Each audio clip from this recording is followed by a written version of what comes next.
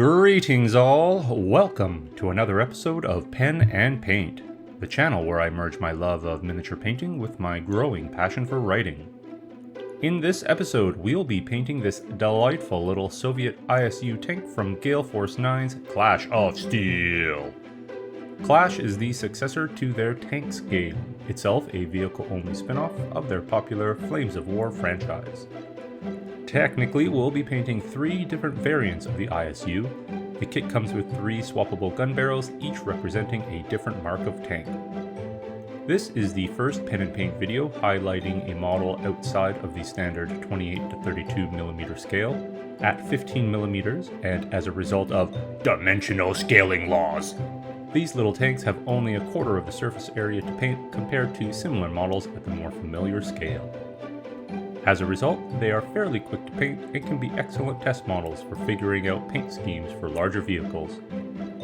Indeed, the recipe I'm using today is very simple. This ISU is one of 15 tanks that makes up the Soviet half of the Clash of Steel starter set, and I wanted a paint scheme that would allow me to swiftly complete the entire force. As a forewarning, we'll be using oil washes in this video. If you haven't used them before, please make sure to do your research beforehand and take adequate precautions regarding workspace ventilation and respiration masks. Paint thinner fumes don't play well with your lungs. I'm using oil washes because I haven't used them before and I wanted to try them out. Feel free to replace them with washes of your choice selectively applied to the model.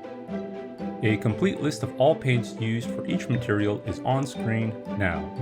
Paints will also be noted as they're used. Video timestamps are available for each step of the painting process. If you'd like to read today's story or listen to it without the video, links to pure text and audio versions are in the video description below. Feel free to mute the video if you're only here for the painting. Today's story is Death on the Mountains, the foolhardy adventure of Soviet steel across the top of the world. This story is rated E for everyone. Even in the still, late afternoon air, it was numbingly cold. Hariton sat awkwardly atop a box stacked on a seat, every small jostling of the tank amplified and sending him bouncing around the inner rim of the top hatch. A strip of canvas was tied down over the opening to keep the heat in, but it added little to their comfort. The inner walls had a sheen of frost to them and were dangerous to the touch.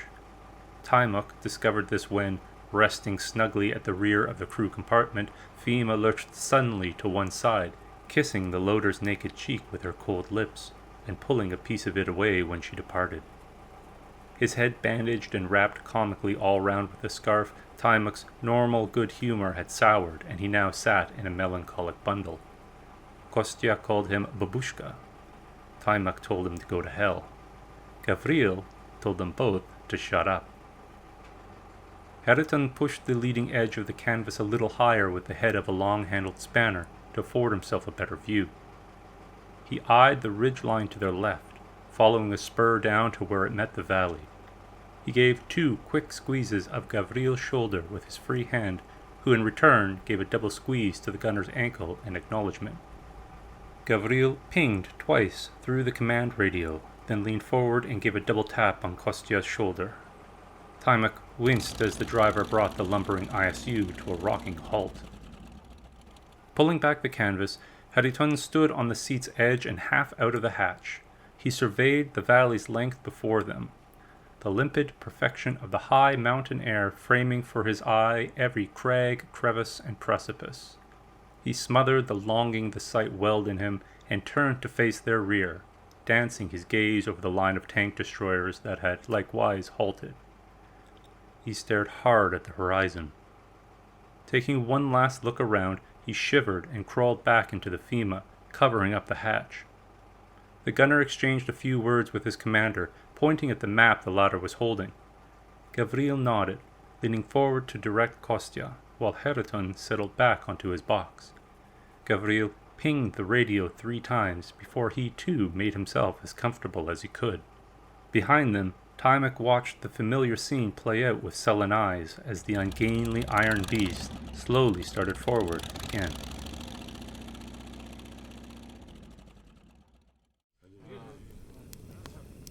In an attempt to secure a safe path for reinforcements in anticipation of a springtime offensive, General Donskoy had ordered fully half of his armor to charge across the mountain range to take and hold the small village of Hejuna on the far side.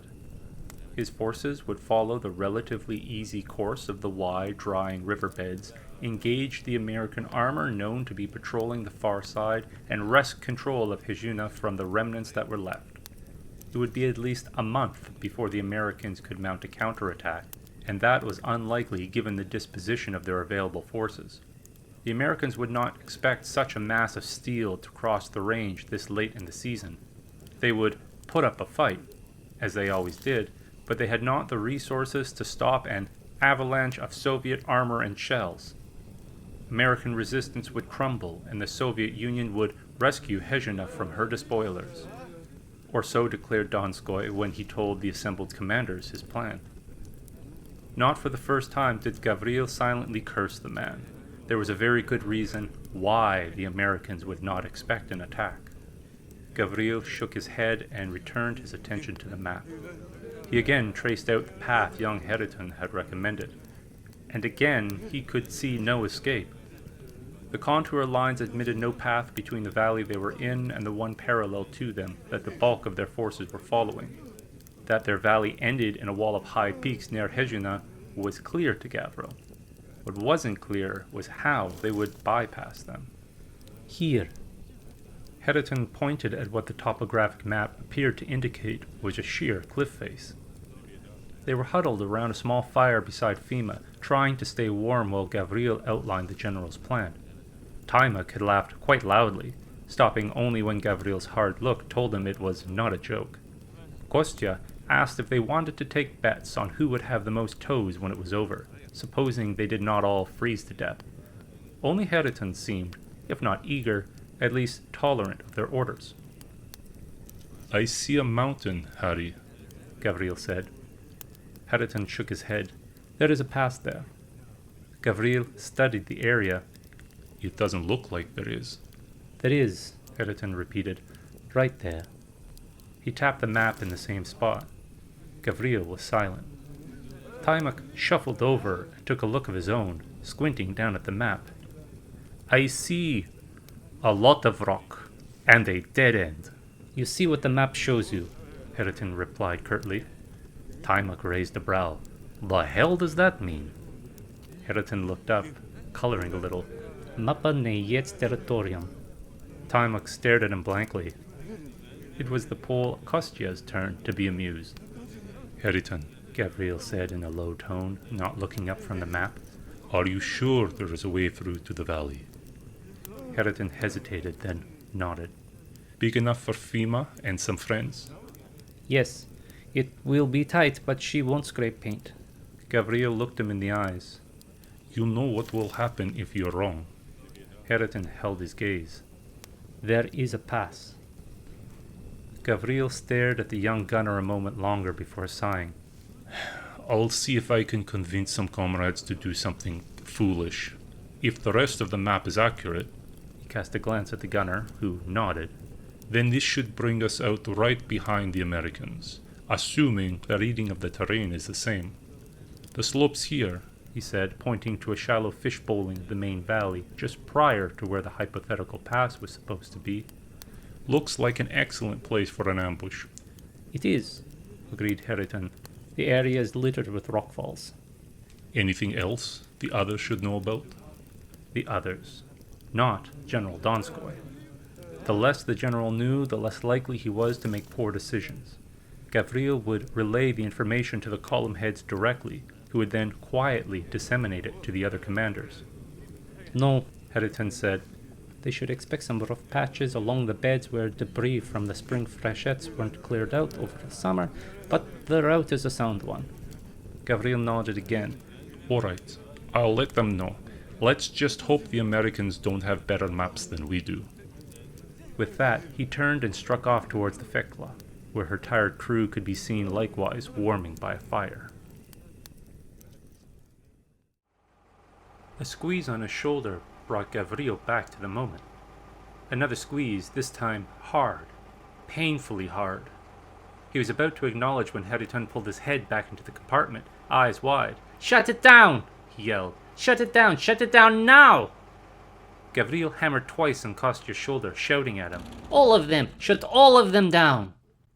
Heriton threw back the canvas and scrambled out of the hatch. Gavril snatched up the radio and ordered the line to full stop and cut their engines before hastening up behind the gunner. When Gavril emerged, Heriton was standing as far forward the FEMA as he could, 1 foot on the base of her barrel leaning out over the edge. "What is it?" the commander asked. "Quiet," Heriton whispered fiercely. By now the column had come to a full stop. As the last engine died and the final echoes of its cough faded, a sepulchral silence fell about them. Gavril took a few careful steps forward to stand next to his gunner. It was then Gavril noted his strained features. He was looking not at the valley itself, but beyond it. Heriton gently tapped his ear. Gavril listened. Nothing. Then a sound, just on the edge of his hearing, muffled but distinct enough, as if a small viscous bubble had popped at the edge of the world. "Did you hear it?" Heriton whispered. Gavril nodded. Another followed. Then another. "Cannon fire?" Heriton gave a single nod. Gavril looked sidelong at his gunner. "How did you hear that over the engines?" Heriton gave a non-committal shrug. Perhaps he hadn't heard it at all. Perhaps he simply felt that something was off in his mountains and called a halt. "How far until the pass?" Gavril asked with sudden urgency. Heriton pointed out ahead of them. "You see where that base juts out in front of those trees? The crossing is a few hundred meters past that. Another half hour to pass through to the valley. We should come out high up with a good vantage." He turned, stretching out his arms and neck, preparing to re-enter the tank's cramped confines. "Good," Commander Gavril said. "We should be able to rain hell on the Americans from above." He turned himself and noticed his gunner was standing still, looking out behind them. For a moment he thought Heriton was looking at the half-dozen tanks. A few had their hatches open. At the rear, someone was standing atop their machine, relieving themselves off the edge. But his gunner wasn't looking at the tanks. "What do you see, Harry?" Gavril asked in a low tone. Heriton motioned with his head, but did not point. "The horizon." Gavril saw it. His skin began to prickle. A thin, hard, purple-black line separated the earth from the sky, stretching between the ranges on either side of them. "Is that what I think it is?" Heriton nodded. "Winter is coming to the mountains." Even as they stared, the line seemed to grow thicker. "We should get moving then," Gavril said quickly. "We still have a battle to fight. Our comrades are in the thick of it as we speak and need our—" "No," Heriton said plainly, cutting in. "There will be no battle." "What did you say?" "We will not fight. We will make our way through the pass as swiftly as possible, and after cutting into the valley, we will make all haste to Hejuna. We will not fight." "Gunner Heriton," Gavril said firmly, turning to face him. "I understand you are eager to return to your home and free it from the Americans. But we have comrades that need our help. That is why we've taken this route you suggested. Not to avoid a fight, but to better engage in it." Heriton looked about them, eyeing the peaks and the cast shadows, then checked his watch. "We have 2 hours of daylight left," he said simply. "If we don't get off this mountain in 3, we don't get off this mountain." Gavril was silent. "The moment we enter the valley," Heriton continued, "we radio a full advance forward. Push everyone forward. Hopefully, some will follow us." "And when we get to the village, won't the Americans fire on us in front as well as behind?" "Doubtful," Heriton said, his eyes still on the horizon. "As soon as the clouds become visible, Hejuna will retreat to her house and barricade herself in. She'll urge the Americans to do the same, and if they're smart, they'll follow her inside. If we're lucky, we should be able to drive straight through the village while everyone is blind from the snow, and take shelter by the escarpments to her immediate south. And the Americans behind us? Gabriel asked, though he knew the answer already. The terrain is uneven enough that at full speed no one is getting more than a lucky shot. We'll lose more from pushing through their ambush than in the chase. Still, we risk far more if we stay and fight. We risk everyone. Gabriel looked back to the horizon, where the dark pall was now a full 2 fingers wide. He swore, cursing Donskoy audibly this time. He wrestled with the decision a moment longer, swore again, and ordered Heriton back inside. Say nothing. I'll give the order and explain the situation en route. With the mountains between us and now battle to distract them, I doubt the Americans will gather much from our radio chatter if they manage to pick it up, either here or in Hejna. Yes, Commander. His face was calm, his demeanor relaxed. As Heriton made his way down the hatch, Gabriel watched after him, wondering if the young man knew beforehand that they would meet with the winter's cold embrace on their undertaking, and had already resigned himself. Was that the real reason why he suggested this route? To get them ahead of the storm and not be caught between it and a wall of steel? While he claimed there to be a pass where the map showed none, it could have been blocked by rockfall or other debris since last Heriton had seen it. 3 years is a long time. Better to risk death to chance than to certainty, perhaps. Commander Gabriel took one last long look at the horizon and the darkness that was now 3 fingers wide, before cursing Donskoy and re-entering the Fima. Heriton had returned to his usual station. The box had been removed. Gabriel nodded to Kostya, who grinned and started the tank. He smiled at Timok, who smiled wearily back. Gabriel took his seat and picked up the radio's handset. He hesitated, the handset hovering before his lips, before giving his column the bad news.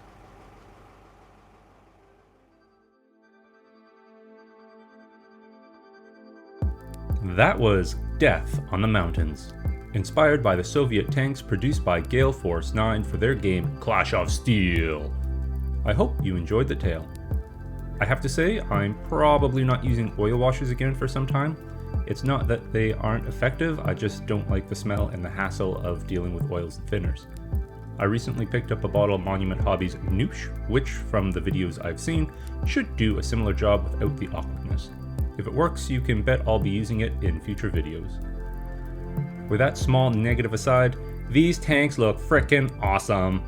This was the first time I've tried some proper weathering, and given how much time I spent, it came out great.